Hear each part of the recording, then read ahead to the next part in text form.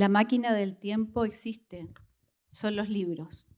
Escribe Irene Vallejo en su Manifiesto por la Lectura, un breve pero contundente ensayo que le habla a los lectores y también a los que no son. Esa máquina del tiempo y también del espacio es la que nos permite tener hoy a Irene Vallejo con nosotros en su última actividad de esta intensa semana en Chile, donde ha participado en varias actividades de este mismo Puerto de Ideas. Estoy muy honrada, muy contenta, también muy nerviosa porque de tener este privilegio de conversar hoy día con ella. Bienvenida, Irene. Te vamos a echar de menos porque ya parte esta noche, pero quiero decirte que en realidad es un lujo para mí y para todos nosotros poder tenerte aquí. Muchísimas gracias, María Teresa. La realidad es que nosotras ya hemos conversado varias veces, aunque como fantasmas a través de la pantalla del ordenador. María Teresa fue una de las primeras personas que me entrevistó en Chile y en aquel entonces ya formulamos el deseo de un día poder conversar en Chile. Y han hecho falta años, pero aquí estamos y quiero agradecer a Puerto de Ideas, a Chantal y a todo el equipo maravilloso, también a esas alumnas de la universidad que vienen a dar paso a cada uno de los eventos con esa voz clara y joven que resulta refrescante como un torrente de agua. Gracias a todos ustedes por hacer posible ese sueño, ¿verdad? Ese deseo que ya formulamos hace tiempo y que se materializa ahora mismo para mi enorme felicidad. Gracias. Bueno, esta actividad se llama Volver a leer a los clásicos. Y a mí me gustaría, obviamente, partir con las palabras de la propia Irene Vallejo en su libro El infinito en un junco, que en el fondo nos va a decir por qué tenemos que volver a leer los clásicos. No es una imposición, como dice ella, sino que una invitación. Y aquí creo que se encuentra como el núcleo de esta invitación. Creo que la gran originalidad de los sabios de la Biblioteca de Alejandría no tiene que ver con su amor por el pasado. Lo que los hizo visionarios fue entender que Antígona, Edipo y Medea, esos seres de tinta y papiro amenazados por el olvido, debían viajar a través de los siglos, que no se podía privar de ellos a millones de personas todavía por nacer, que inspirarían nuestras rebeldías, que nos recordarían lo dolorosas que pueden ser ciertas verdades, que revelarían nuestros pliegues más oscuros, que nos abofetearían cada vez que nos enorgulleciéramos demasiado de nuestra condición de hijos del progreso, que nos seguirán importando. Creo que el núcleo está aquí porque los clásicos no son esos libros, ¿cierto?, alejados que uno mira con reverencia, sino los clásicos son los que nos siguen hablando hasta hoy. Tú eres especialista en los clásicos griegos, romanos, en los clásicos antiguos, pero tenemos clásicos más contemporáneos. Entonces, me gustaría partir con eso. Cómo los clásicos, en el fondo, nos hablan de guerras, de traiciones, de exilios, que son temas absolutamente vigentes. Sí, para mí es un hecho evidente que los clásicos no se definen como podríamos pensar, como esos libros que nos obligan a leer en la educación, en el colegio, en el liceo, ¿no? Aunque sí los podamos percibir. Los clásicos son los libros que han sido más amados a lo largo de los siglos. Esa sería la verdadera definición, porque los clásicos, como todos los libros, como todos los relatos, nacen con una aparente condena. Estadísticamente, todas las historias tienen muchas más posibilidades de caer en el olvido que de salvarse, sobrevivir y perpetuarse. Entonces, ¿qué es lo que ha salvado a estas historias particulares que llamamos clásicos de hace 2000 años o de hace 50? El amor. El amor de generaciones de lectores y lectoras. Y esto me parece importantísimo subrayarlo, porque de generación en generación Las historias sobreviven porque saltan a nuestros corazones y las legamos a nuestros hijos, nietos, descendientes, hacia el futuro, ¿no? Porque les damos ese impulso hacia un porvenir que desconocemos, pero que queremos que esos relatos lo modelen y le den forma. Es nuestra esperanza, nuestra botella de náufragos lanzada hacia el porvenir. Les enviamos esa carta que son los clásicos. Y es hermoso cómo la humanidad se ha movilizado para crear esa continuidad que no existe en la naturaleza. De hecho, somos la única especie que conoce su pasado. Un caballo, un perro, un mosquito, no sabe cómo era el mundo antes de que naciera.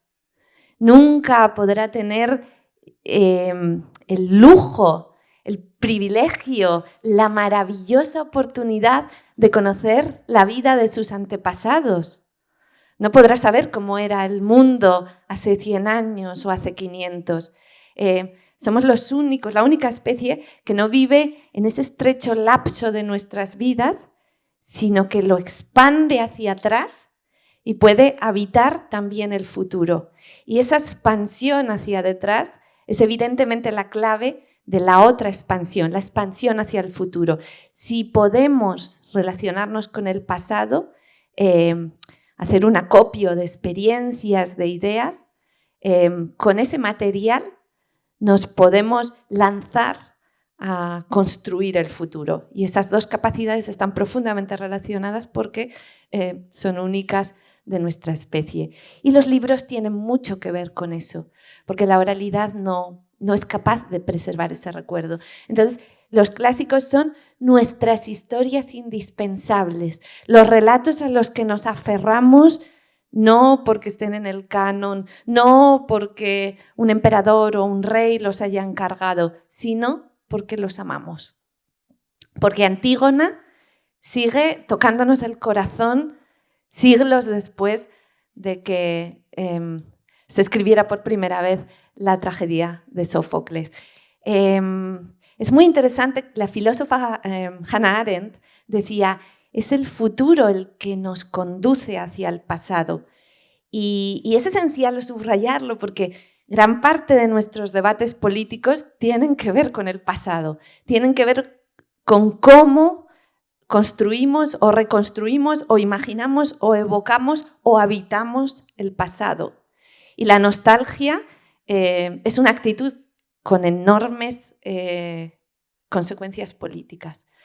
Entonces, es curioso, ¿no? El pasado, la historia, ese mundo del que nos hablan los clásicos, no es un museo, no es un cementerio, no son figuras de cera o estatuas, es un campo de batalla donde todavía continúa la lucha. Y por eso, en El infinito en un junco, insisto, es revolucionario que el pasado nos pertenezca a todos y cada una, porque durante mucho tiempo el pasado fue el privilegio de las clases altas, que eran las que podían permitirse tener libros, tener bibliotecas, colecciones de antigüedades, de cuadros, ¿no? El futuro era el patrimonio de un grupo determinado. Y los museos públicos, las bibliotecas públicas, la educación, el estudio de la historia han sido esfuerzos destinados a que todos tengamos acceso a ese pasado. Y eso no es una actitud conservadora, todo lo contrario, es revolucionaria y nos ha costado mucho construirla. Como ciudadanos necesitamos estar en contacto con ese pasado, poder conocerlo, poder tener acceso a él, y también está en juego nuestra memoria familiar, individual y colectiva. Así que los clásicos son no solo apasionantes, no solo actuales, sino profundamente políticos. Cierto. Irene, me gustó mucho que tú hablaras del amor, porque ese amor es lo que quiere, ¿cierto?, comunicar una buena noticia. Yo siento que lo que tú has hecho, en el fondo, es eso con el infinito en un junco, que hay una muestra muy grande de amor y además todas las circunstancias en que lo escribiste. Pero también en tus otros libros, y pienso, tú hablas del futuro, que nos habla en el futuro recordado, que es la recopilación de tu columna, o alguien habló de nosotros, que en el fondo siempre estás trayendo también, ya no con el libro, sino que con tus columnas que las lee mucha gente semanalmente, ese amor y relacionando ese pasado con lo que nos dice hoy, que es lo que tú hablas. En el fondo, como que hay una actitud tuya mucho de entrega a ese público de hoy, comunicándoles esta buena noticia. Que te da risa, pero es cierto, es una buena noticia. Pero pienso en la llegada a los clásicos, porque todos hemos llegado a lo mejor de distintas maneras, muchos no han llegado a leer un clásico, por eso yo decía al principio no hay que asustarse, pero la manera que tú llegaste también es de mucho amor, y me gustaría que contaras eso. No sé si ya lo has hablado aquí en Puerto Idea, pero que la llegada, todos llegamos a los libros en general de distintas maneras, pero la llegada tuya al clásico de la Odisea fue con mucho amor. ¿Y cuánto influyó eso a que tú, en el fondo, eso fue lo que tú reflejaras a lo largo de tu carrera, de lo que estás escribiendo? Como que fueras transmitiendo ese amor que recibiste de niña. Sí, tuve la inmensa suerte de que mis padres me contaran cuentos antes de dormir. Yo creo que estoy convencida de que eso ha cambiado mi vida decisivamente y por eso insisto a todo el mundo a que practique ese ejercicio con los niños, nietos, hijas, sobrinos, ahijadas, quien sea. Regalemos cuentos y palabras a los niños. Eso es importantísimo precisamente por lo que tú decías, María Teresa, porque así hacemos que el primer contacto con las historias, con las mitologías, con los cuentos, con el folclore, con nuestras tradiciones, sea íntimo, sea cálido, sea gozoso, no suceda en un espacio que se pueda entender como espacio de imposición, ¿no? De lectura forzosa. Y eso es muy valioso. Y yo escribí El infinito en un junco intentando imitar la voz de mi madre cuando me contaba cuentos de niña. Todo lo que yo investigué como estudiosa de la historia de los libros y de la lectura, le quise dar el acento y la pátina de los relatos de mi madre, ¿no? Y bueno, estaba ahora mismo este hermoso libro que me acaban de regalar de Gabriela Mistral, Pasión de enseñar, de la Universidad de Valparaíso, que hace estas bellísimas ediciones. Una frase de Gabriela Mistral que dice: toda lección es susceptible de belleza. Y eso es lo que a mí me sucedió, que esas primeras lecciones llegaron vestidas, ataviadas de belleza. Y me siento enormemente en deuda con ese principio, ¿no? Con ese principio que me dio alas para todo lo demás. El encuentro con la literatura, con las palabras, con los clásicos es muy importante y además es que lo construimos los adultos con nuestra actitud. Ayer en la maravillosa conferencia de Elisa Guerra, que está aquí con nosotros, hablaba de cómo muchas veces se habla de retrasar el momento de enseñar a los niños a leer diciendo, uy, que no pierdan la infancia, ¿no? Que vamos a dejarlos jugar, a dejarles divertirse y bueno, ya aprenderán más adelante, ya aprenderán a los 6 años, que no aprendan a leer antes, ¿no?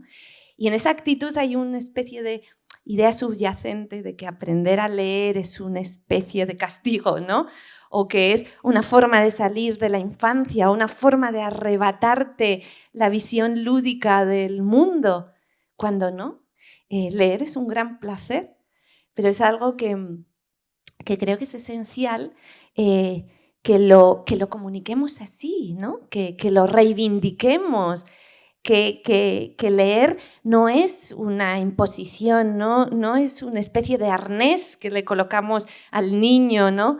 para encaminarlo ya a su educación, es precisamente una apertura de horizontes, es una hermosa manera de amplificar el juego, ¿no?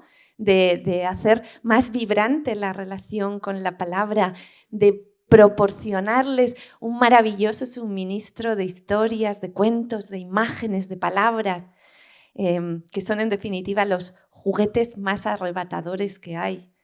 Entonces es importante que evitemos, ¿no? Esa forma de pensar y de expresarnos según la cual parece que leer o los clásicos fueran una especie de losa pesada que tenemos que echarnos a la espalda, ¿no?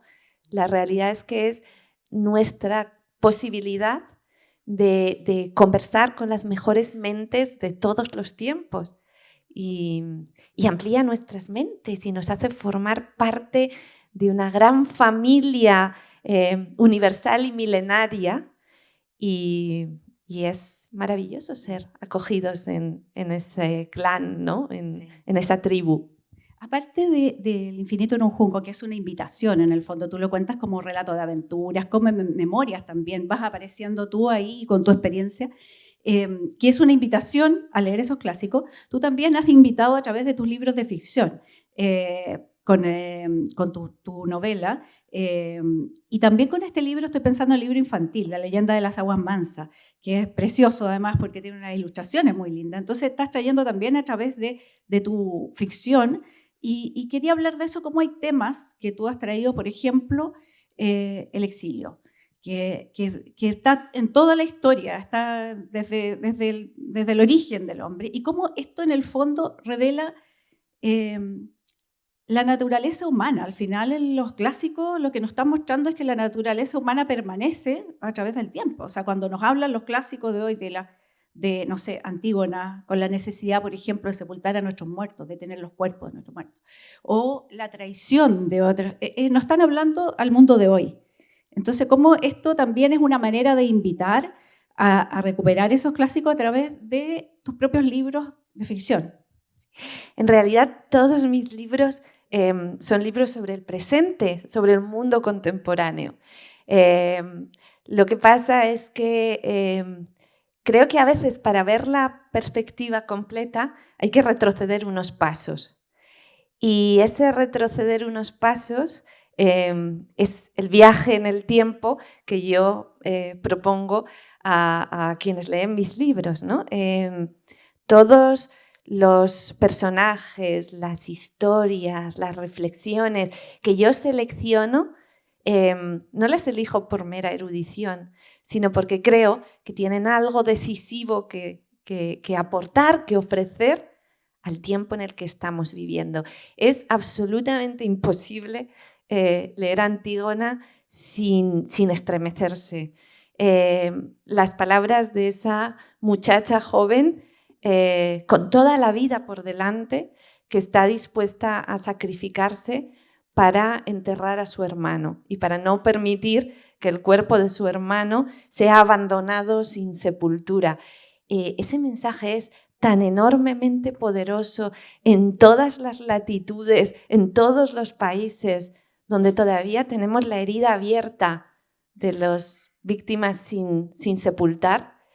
Y es una reflexión tan honda sobre las guerras civiles, sobre los conflictos que sacuden y dividen una sociedad y una decisión tan honda y tan profunda de reivindicar el humanismo en medio de la barbarie, ¿no? Y el desgarro del conflicto entre ciudadanos, que es un texto esencial, que si nos lo robaran o nos lo arrebatasen, sería como una mutilación. Antígona es parte de nosotros y Antígona ha nacido y renacido en muchísimas obras contemporáneas bajo distintos rostros, distintas nacionalidades, pero esa mujer joven está constantemente reencarnándose allá donde vuelve a suceder este conflicto tan desolador. Entonces, yo creo que es importante, digamos, trenzarnos de nuevo con esos temas que son los esenciales de nuestras vidas y de todas las sociedades. Y los clásicos nos ayudan a tratarlos sin esta agresividad, ¿no?, con la que a veces se debate en las redes sociales, sin el ataque personal, el hecho de que sean voces que vienen del pasado y de los siglos, quizá nos ayudan a salir de la burbuja, ¿no?, de nuestras aversiones, preferencias, sesgos de las personas, de los nombres, e ir a la verdadera entraña del problema, del tema, del asunto, ¿no? Y a mí me interesa mucho también el prestigio de los clásicos y quién se apropia del prestigio de los clásicos para sustentar sus propias ideas, porque a veces ha habido apropiaciones de este tipo tremendamente escandalosas, ¿no? Por ejemplo, El silbido del arquero es una novela que yo he escrito sobre el personaje de Eneas, el protagonista de la Eneida, de Virgilio, que para mí es fascinante en su modernidad porque es un héroe totalmente distinto. Es un hombre que ha perdido su guerra. Para empezar, no es un guerrero victorioso, es un derrotado. Entonces, allí empieza Virgilio, la épica del derrotado, ¿no? No de quien gana, sino de quien pierde el combate. Cambia totalmente el foco.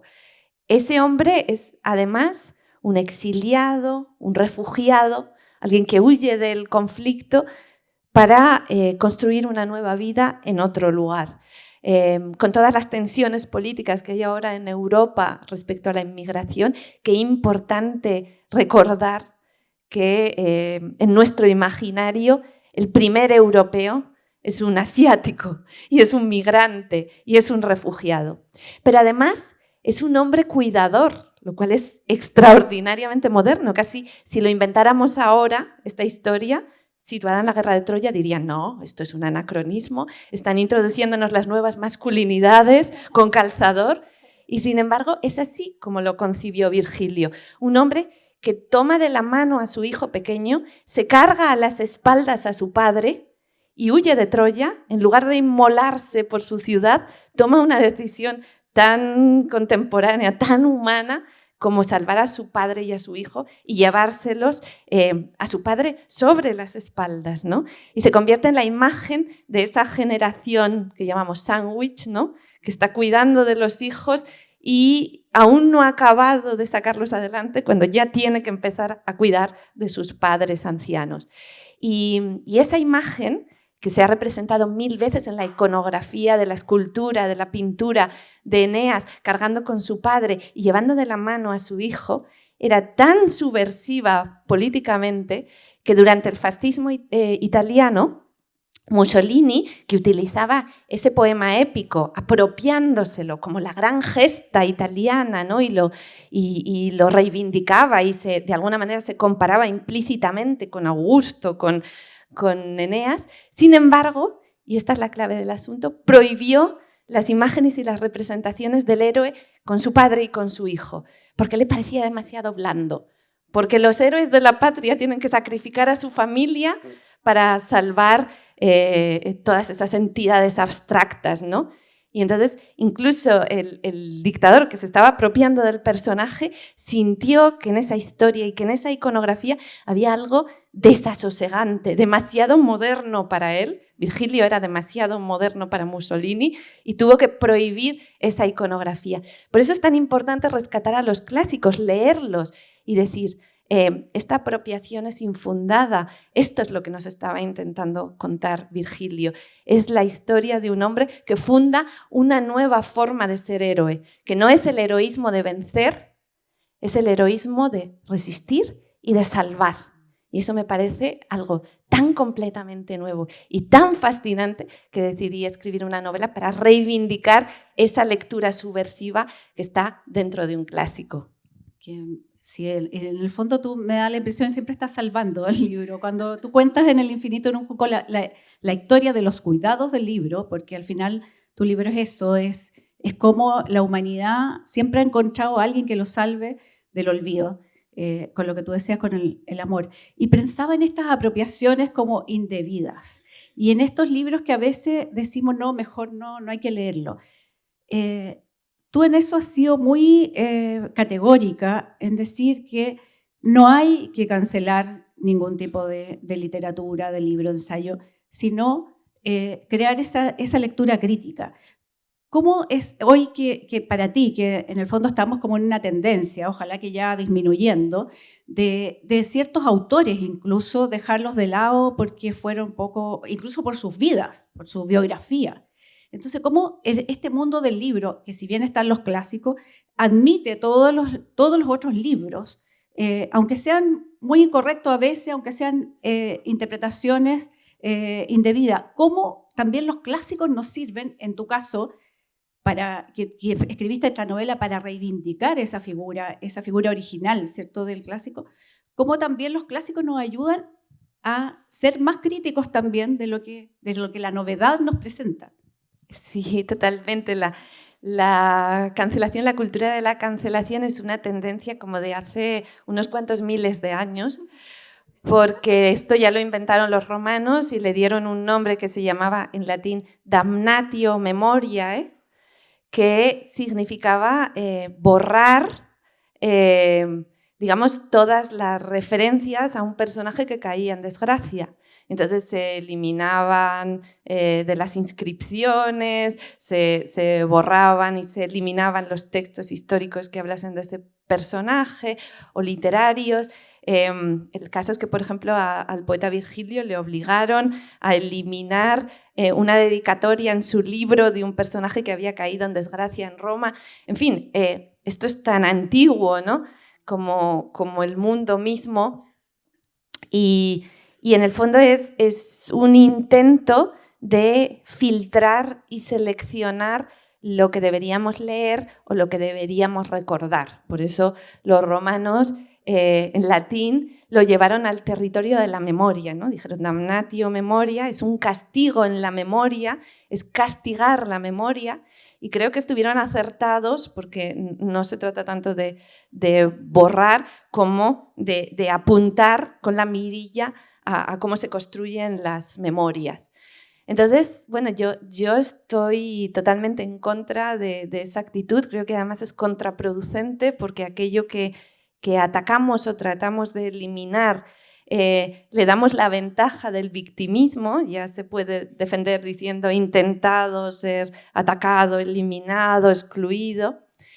Y por otro lado, porque si intentamos digamos, excluir todo aquello que nos causa inquietud del pasado, del presente, las ideas, entonces estamos falseando nuestra historia. Y una historia falseada, aunque sea para embellecerla, aunque sea para eliminar todo aquello que no nos gusta contemplar del pasado, aquello que nos duele y que nos duele con razón, pues le estamos haciendo una cirugía estética al pasado, le estamos quitando las arrugas, le estamos quitando las manchas, le estamos quitando las imperfecciones, pero entonces ya no puede explicarnos nada, ya no puede enseñarnos nada. Entonces, yo creo que la clave está en esa lectura crítica que decías, María Teresa, de los clásicos y de todo lo demás. Porque aprender a leer de una forma crítica es una herramienta necesaria, para las redes sociales que utilizamos diariamente, para no dejarnos convencer pasivamente por una información o por un bulo o por cualquier noticia que recibamos. Y además porque es un ejercicio muy saludable ser capaz de ver las luces y sombras, de estudiar incluso cómo se han producido los fenómenos que nos inquietan, ¿no?, los auges del fascismo, las dictaduras, y tener un poco ese conocimiento de cómo se gestan esos procesos, de cómo se justifican, de cómo se razonan para tener las herramientas si vuelven. Y es que el peligro siempre vuelve. Entonces, nos estamos despojando de las herramientas para entenderlo y diagnosticarlo tempranamente si nos ocultamos a nosotros mismos que hubo racismo, que hubo machismo, que hubo colonialismo, ¿no? en nuestro pasado, en nuestra historia.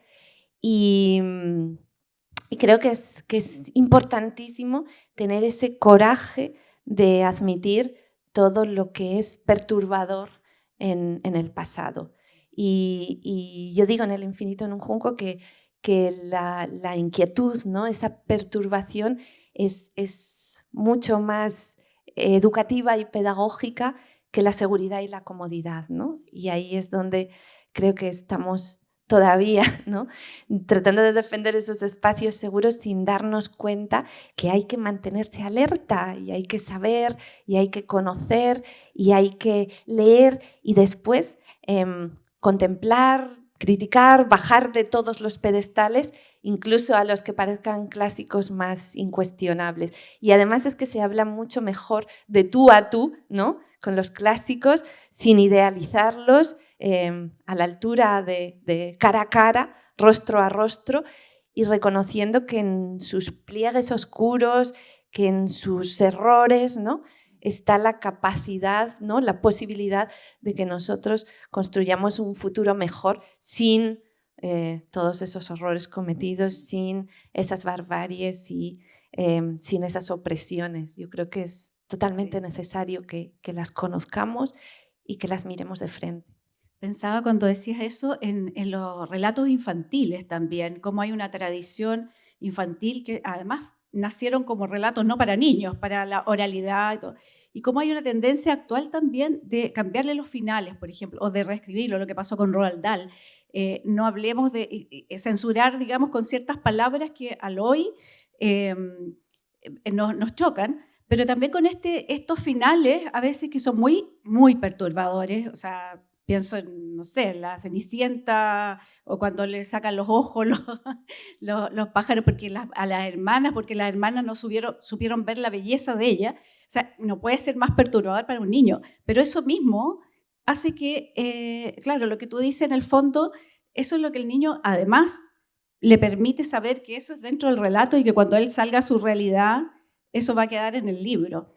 Pero me llama la atención cómo vivimos quizás una época en que tratamos como de facilitar y dulcificar un poco la vida de los niños, de los jóvenes, para no crearle esto y al final le estamos haciendo un daño, porque en el fondo no los estamos preparando para esa dureza que a lo mejor tiene la vida si pensamos nuevamente como esta naturaleza humana. Exactamente. De hecho, los cuentos de nuestro folclore y de nuestras tradiciones, como los mitos, son terribles, son en general desasosegantes. Cuando utilizamos esta expresión de esto es como un cuento de hadas, yo pienso, ¿no? Un cuento de hadas es terrorífico, es sangriento, es cruel y es demoledor, o sea que no vivan ustedes cuentos de hadas, por favor, si pueden evitarlo, ¿no? La mayoría de las historias de Perrault, de los hermanos Grimm, y la mayoría de los mitos son terribles, ¿no? Nos enfrentan a las pesadillas más angustiosas de la especie humana. ¿Qué puede ser más terrible para un niño que sus propios padres lo abandonen? Como le sucede a Hansel y Gretel, ¿no?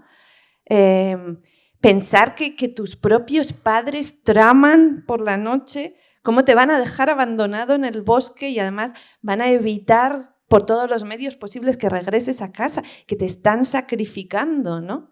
Y esto es lo que nos cuentan las historias, los relatos tradicionales. El cuento de Piel de burro, por ejemplo, sobre un padre que quiere casarse con su propia hija. Está hablando de los abusos dentro de la familia y lo está tratando un cuento tradicional. ¿Qué es lo que pasa con estas historias? Estas historias funcionan un poco como la vacuna, ¿no? Nos inoculan pequeñas dosis de tragedias humanas, ¿no? De espanto, para que seamos capaces de ir asimilándolo poco a poco y en un entorno seguro, ¿no?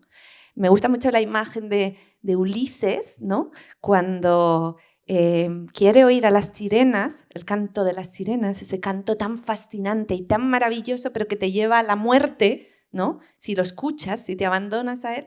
Y entonces decide taparles los oídos a todos sus compañeros de viaje en el barco para que ellos no las escuchen y sigan remando y lo alejen del peligro, pero él se hace atar al mástil y escucha el canto de las sirenas, ¿no?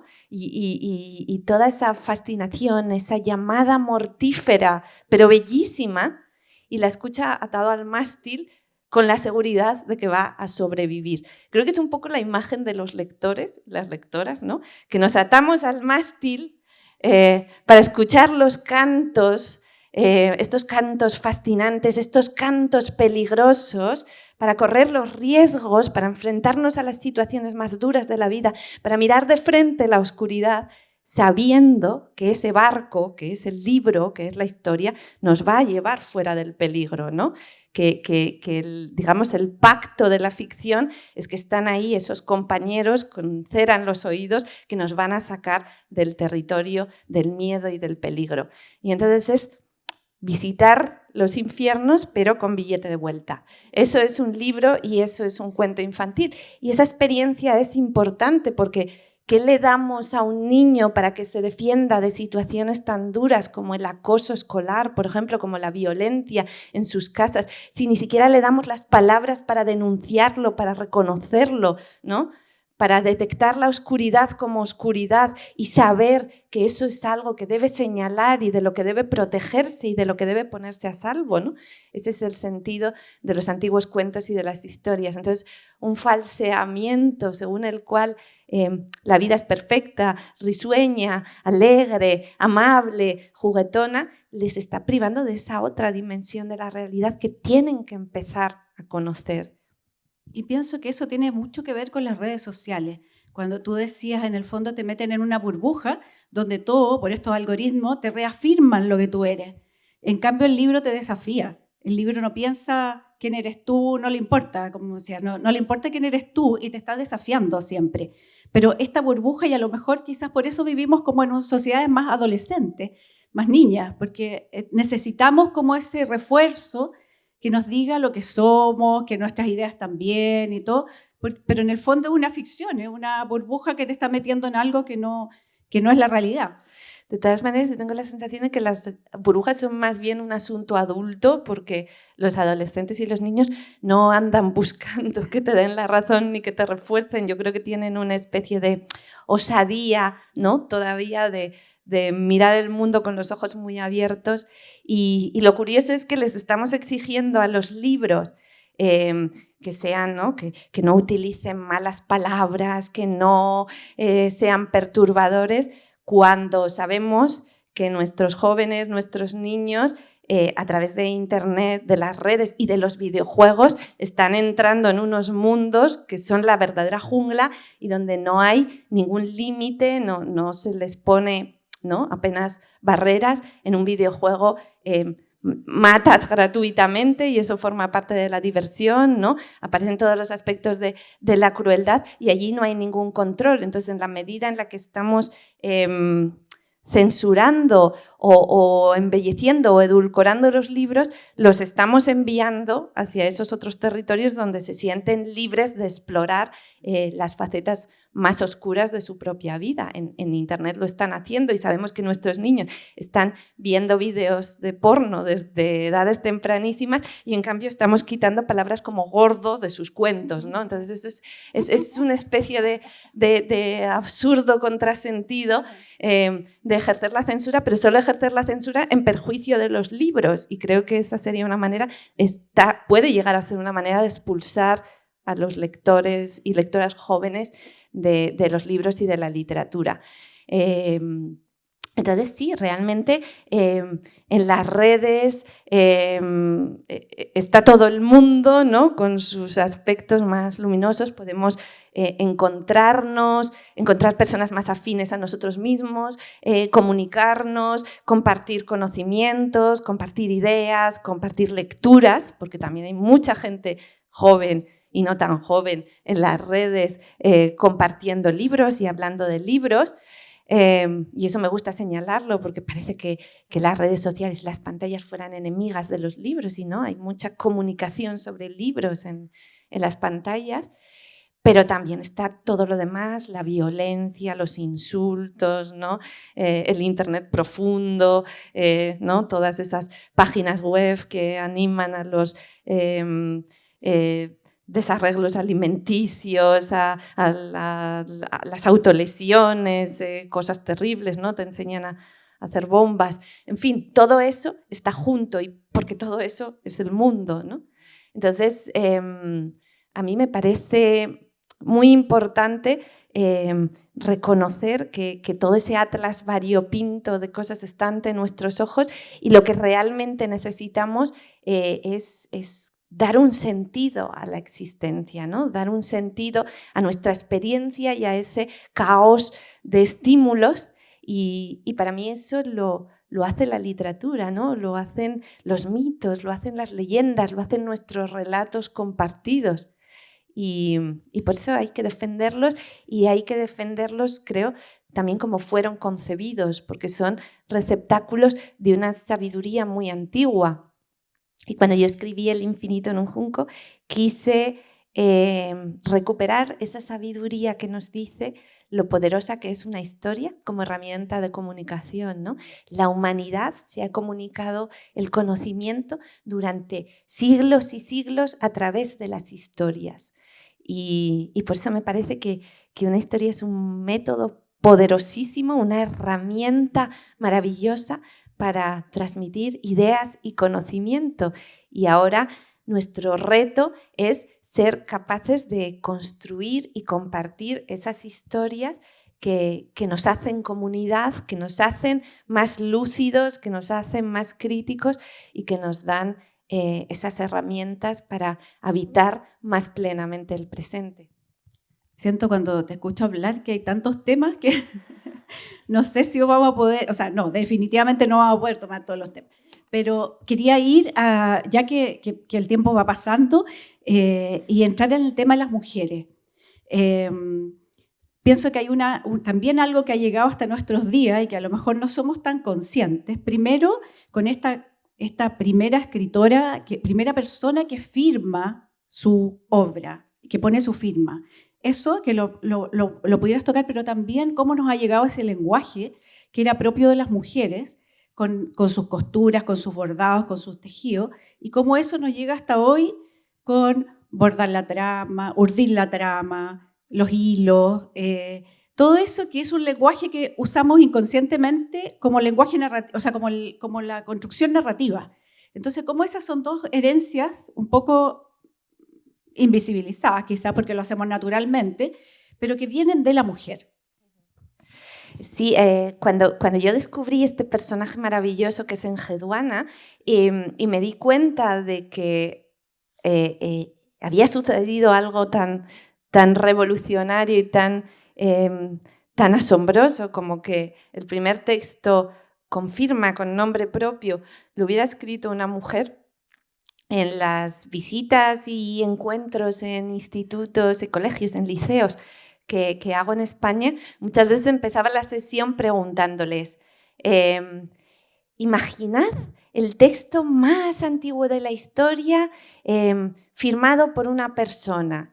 ¿Quién creéis que es esa persona? ¿Un hombre o una mujer? Que levanten la mano los que creen que es un hombre, que levanten la mano los que creen que es una mujer. Y bueno, evidentemente pueden ustedes conjeturar dónde se levantaban más manos, ¿no? Todo el mundo daba por hecho, sin saberlo, que el texto más antiguo de la historia, por supuesto, lo había escrito un hombre. Es una especie de esquema mental que nos han inculcado y que está funcionando inconscientemente, incluso a falta del conocimiento concreto de quién es esa persona.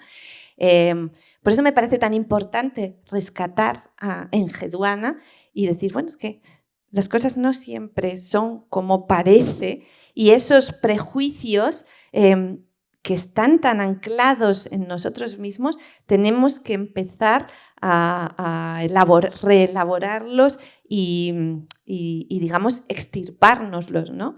Por eso Enheduanna fue un hallazgo tan emocionante para mí como joven investigadora que quería ser escritora, ¿no?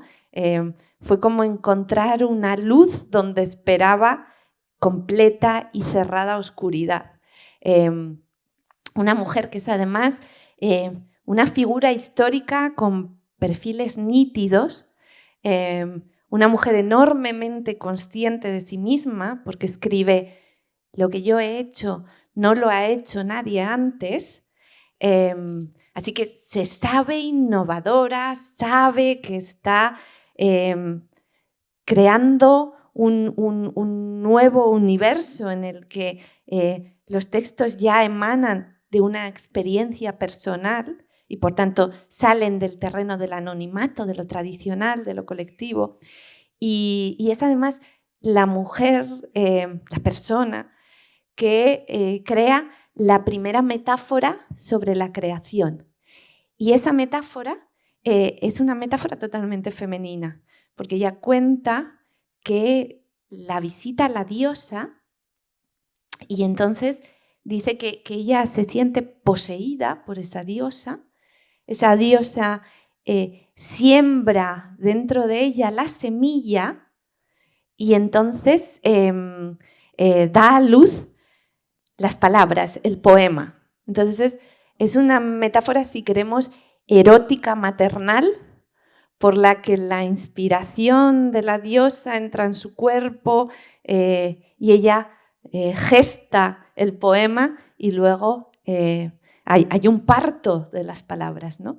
Este concepto es muy interesante porque posteriormente a Enheduanna y a lo largo de muchos siglos hay una especie de dicotomía, de oposición entre la figura de la mujer, que es la que procrea, y el hombre, que es el que crea, como si de forma natural se hubieran distribuido esas posibilidades. El hombre no puede procrear y paralelamente la mujer no puede crear. Y esta división funciona conceptualmente durante muchísimos siglos y es una de las razones por las que a las mujeres que crean, que escriben, que piensan, que son filósofas, etc., las acusan de ser mujeres masculinas, ¿no? Y existe incluso una palabra en latín, virago, que es la mujer que se hace masculina al crear, ¿no? Y es casi como si fuera una especie de transición hacia el otro sexo por querer crear. Y me parece fantástico que Enheduanna sea la primera y además parece rebatir eso antes de que se plantee, como si casi lo hubiera visto, lo hubiera imaginado y hubiera preparado la forma de rebatirlo antes incluso de que se plantease.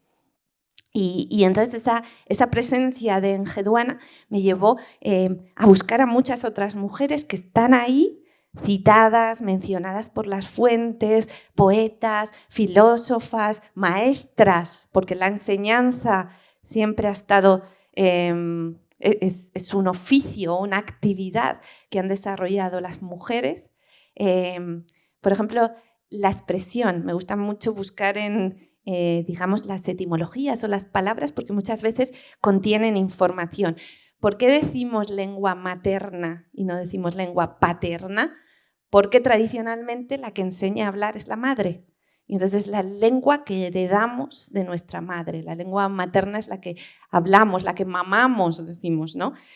Casi como si nos viniera con la leche. Las mujeres tradicionalmente han enseñado a hablar a sus hijos e hijas.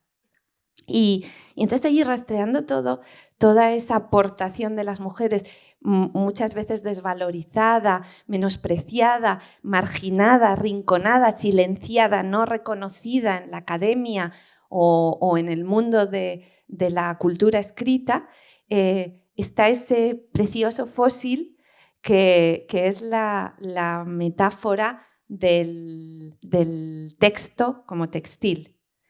Y bueno, claro, a falta de fuentes que nos hablen de esto, de autores que hayan descrito cómo es el origen de las historias y qué papel han jugado allí las mujeres, hay que ir buscando y tirando de otros hilos, volviendo a la metáfora. Y entonces es llamativo cómo toda la teoría literaria desde Aristóteles en adelante recurre a una terminología y a unas imágenes que están basadas en el textil, ¿no? Es como si contar una historia fuera manejar un telar o una rueca o bordar, porque decimos la trama de un relato, el nudo, el desenlace, decimos que perdemos el hilo o que seguimos el hilo de una narración. Incluso ahora en el antiguo Twitter, en el actual X, hacemos hilos cuando escribimos varios tweets seguidos, eso lo llamamos hilo. Seguimos jugando con esa misma metáfora, ¿no? Y bueno, pues bordar un relato, ¿no? Todas esas ideas están ahí como si realmente construir fábulas, cuentos, historias, hablar fuera un ejercicio de tejido, ¿no? de textil, de estar trenzando hilos y hebras. Y bueno, pues me intrigaba por qué esa metáfora estaba tan presente en toda la creación literaria, incluso hasta haber sobrevivido en la mayoría de nuestras lenguas contemporáneas. Y pregunto siempre a mis traductores, ¿eso en tu lengua se mantiene? Y sí, son capaces de traducirlo porque esa metáfora ha pasado a la mayoría de las lenguas. Y bueno, ¿qué quiere decir esa metáfora? ¿Por qué? ¿Cuál es el origen de haber utilizado esa imagen para la narración? Pues mi conjetura personal es que el origen probablemente de las historias es grupos de mujeres reuniéndose para coser, para fabricar la ropa, que es tradicionalmente la función de las mujeres, es lo que hacían las griegas en su gineceo, y mientras están reunidas cosiendo, bordando, manejando la rueca, se ponen a contar historias personales, propias, memorias, conversaciones, invenciones, recuerdos, cantos tradicionales, cuentos. Y claro, tienen entre las manos los hilos y eso salta a la actividad que están haciendo, esa actividad invisible para la que aún no existen nombres y para la que aún no existen palabras. Y entonces hablan de hilos, hablan de hebras, hablan de bordados, y es creo yo, una especie de fósil lingüístico que nos ayuda a retroceder en el tiempo y encontrar esos grupos de mujeres contándose historias, como ahora sucede en muchos clubes de lectura, donde se cose y se comentan los libros al mismo tiempo, y recordar la importancia que han tenido las mujeres a lo largo del tiempo y qué silenciada y qué oculta ha quedado y qué sutiles los testimonios casi indescifrables que ha dejado esa historia. Y para terminar, con estos preciosos libros de la Universidad de Valparaíso, que no tienen lomo y que dejan ver acá las costuras, vemos que también los libros están cosidos, que si se mantienen unidas las páginas de estos libros es gracias a los hilos, con que aquí siguen las tejedoras de historias ligando nuestras páginas y nuestras palabras hoy en día para que no se desparramen. Hay un hilo inmemorial de narraciones, de pensamiento, de enseñanza, de ideas de las mujeres y recopilarlas y contarlas y recuperarlas y sacar a la superficie esos nombres era en definitiva también un regalo para mi madre, que es la persona que me enseñó a amar la literatura y las palabras. Qué bonito.